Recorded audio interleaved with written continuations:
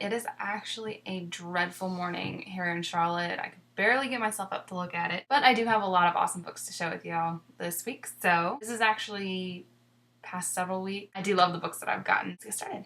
I finally got my own copy of Rivermarked by Patricia Briggs. This finally came out in mass market paperback. I read it when it first came out, so I read it at the library. I didn't buy it yet because I cannot stand mixed edition sets, so I had to wait for it to come out in mass market paperback, and it finally did. I was so excited to get this one. I'm probably going to be rereading it very, very soon. I actually cannot remember where I picked this one up, but I read it a long time ago. I really liked the story when I was a lot younger, and I remember liking it, so that's why I picked it up.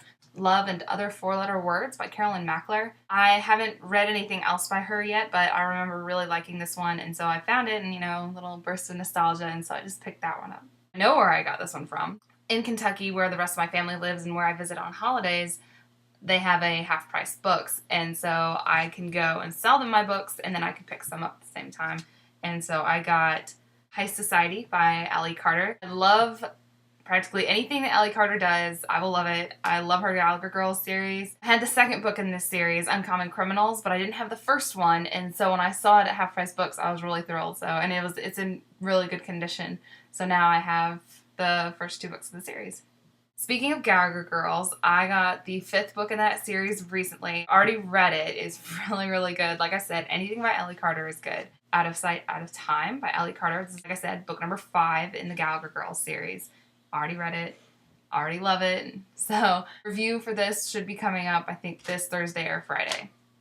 This one I bought when I went on vacation in Hilton Head, South Carolina. I finally went into Barnes & Noble, and I had a kind of long-running history with Barnes & Noble, how I never really liked them because I could never find anything in that store, but I was in there with one of my friends that I was staying with, and we both bought this book for some reason. I don't know why, but Perfect Chemistry by Simone, I'm sorry, I have no idea how to pronounce her last name.